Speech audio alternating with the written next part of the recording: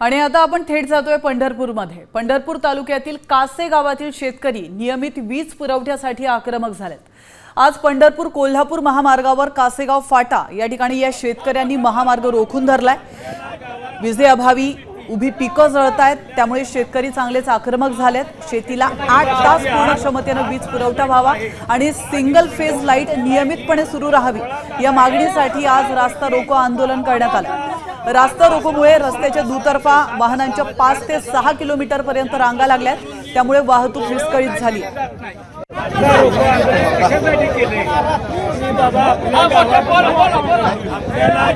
light कमी मिळते